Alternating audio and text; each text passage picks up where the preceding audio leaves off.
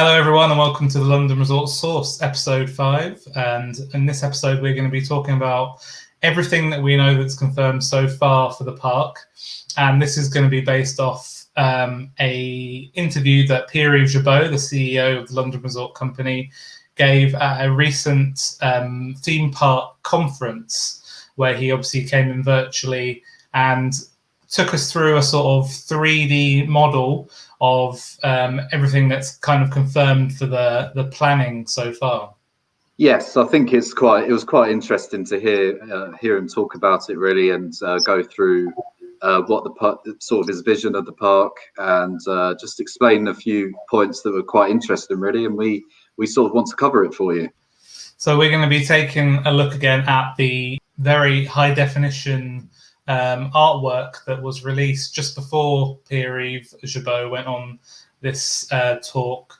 We noticed that essentially everything that's in the 3D modeling that was shown in that conference is actually pretty much 100% faithful to what's in the recent artwork. Of course, please comment on the video if you'd like to keep the discussion going, and of course thank you to everyone who's commented before in our videos. It's great to hear what you think about it, and yeah, we hope you enjoy the video. So let's jump in and take a look at the park map. So here we have the wonderful full Technicolor 8K rendering of the latest concept art that was very kindly provided to us by the press team at the London Resort. We have, obviously, starting off down here, the number of ways you can get into the park. So, Steve, can you talk us through how this infrastructure is going to link up with what's already in place in Kent? So this station you see here is going to be a station for the London Resort, which is going to be linked to the Ebbsfleet Junction, which is international. So people will be able to go from there and it's linked into the resort itself.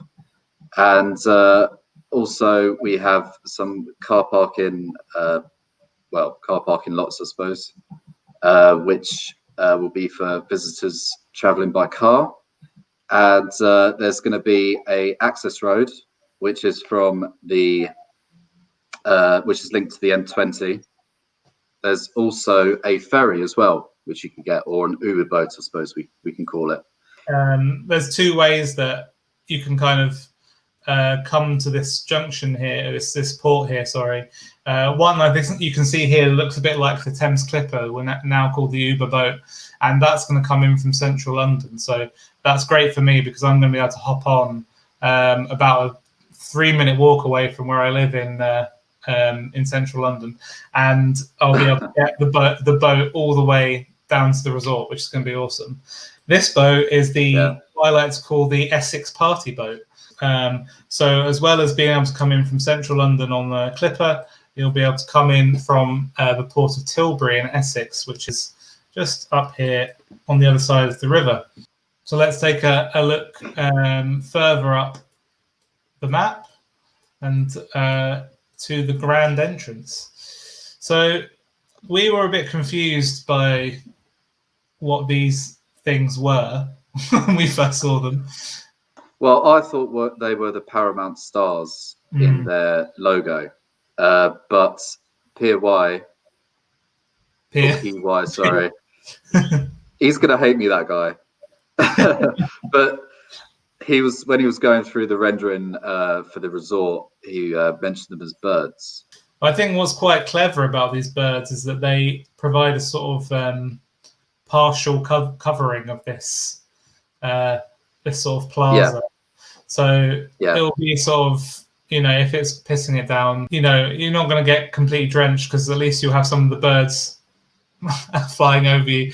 And also, I guess you get the benefit of having a nice bright entranceway that isn't enclosed for when the weather's good. They want to make this complex area that you see here separate to the two parks that are going to be built, and they're going to make it more of a resort, because they're basically saying it's more than a theme park. I think they're definitely going more down that route. So Yeah, he said something really interesting in the webinar, and that's that. So this Brexit dome, as I call it, is the entrance to the park. So all of this part, basically, outside of before this dome, is going to be free for anyone to visit. You only need to pay to get in. So let's talk about what's actually going to exist outside of the gates. First of all, you have these hotels, and this hotel here, as you can see, has this water park attached to it. This is going to be a fully indoor water park, similar to, I guess, Splash Landings at Alton Towers, but it looks like from this rendering that it's on a bit more of an ambitious scale than Splash Landings, which I think is good because, let's face it, Splash Landings, Alton Towers is a bit crap. Well, speak for yourself. I've never actually been in the water park itself, Alton Towers, but I think another good example is Rulantica at Europa Park. If you wanted to look that up, that's the new water park that opened, I think it was last year, and that's on a much larger scale. And it has all sort of the standard attractions really for a water park. It's got a wave pool, it's got thrill slides, a lazy river, it's got a pool bar as well. And another interesting thing is that Europa Park, they've gone with like sort of latest tech with this water park. So you can actually buy wristbands and go into the water park, and you can buy food and drink in there. So you don't have to worry about carrying money or cash around with you. Yeah, I should point out that it kind of looks like it's all open here, but all of this is all enclosed. Obviously, Germany has a fairly similar climate to the UK, and I think we can see a similar thing coming to the London Resort. So this area here is going to be food and beverage headquarters. Included in this is going to be a huge sports bar. So I'm pretty excited for that. Maybe we'll get along to watch a Man U Chelsea game at some point there, Steve. Yeah, hopefully, yeah. I'm sure that'll be our number one place to visit, wouldn't it? And meet up. So hopefully this is going to be a really good place for people to go watch any sport at all, really. They're going to be basically allowing people to get like tickets essentially for certain attractions within the park.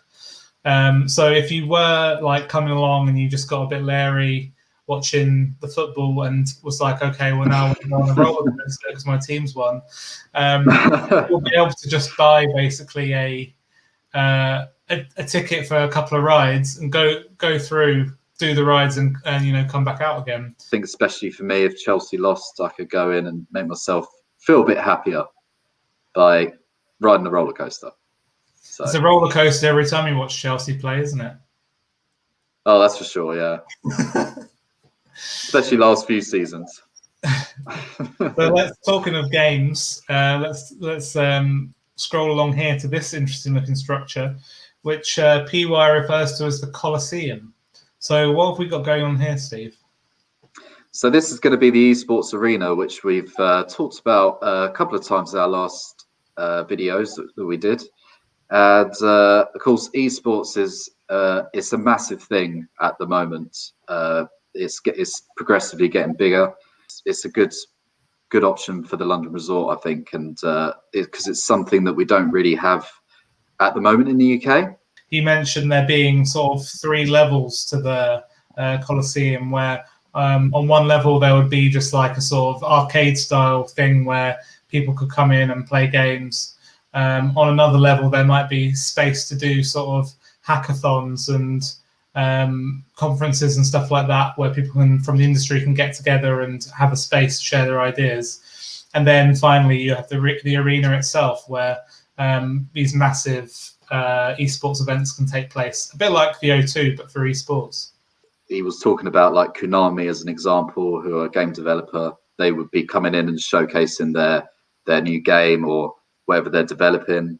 Of course, with there's new games consoles, next gen consoles have come out recently, and you'll probably see a lot of Xbox and PlayStation sort of press conferences there.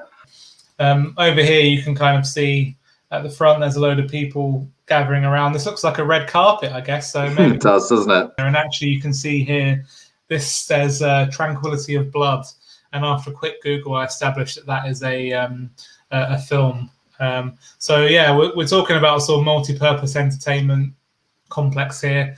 Some films, some bands, and obviously all outside of the actual resort you have to pay for. So a really big plus for Kent.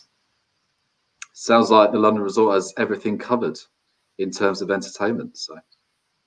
Indeed. So as you can see here, this is the castle, which we believe is going to be the main centerpiece of the park.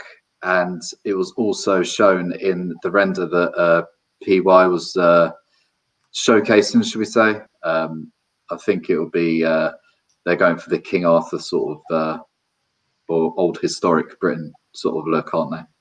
The thing about the castle is that it's just an amazing centerpiece, and it's like iconic, and really every theme park needs something like that. It just provides a great focal point for the whole park. So I think seeing it in the render just solidifies in my mind that this castle will happen. And it's a bit cheesy, but I still think that it's a good idea. So an interesting concept that PY was talking about in the webinar was these virtual queue lines. And it's kind of something where when you're queuing for a ride, you basically have this app on your phone or something like that, and you can play a game whilst you're in the queue line.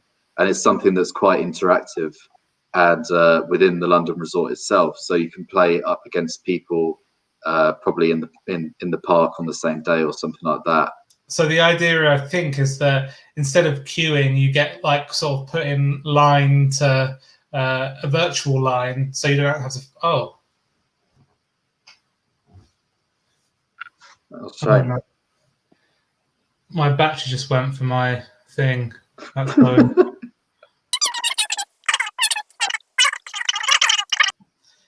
So I think what he was kind of trying to explain was that, you know, if you had someone in the Colosseum, for example, doing some sort of exhibition, then people might be able to like play the game that's on exhibition there against each other, and then you'll be put into some sort of tournament, and then the winners will actually get to go to the Colosseum and play against each other in some sort of final, which would have prizes.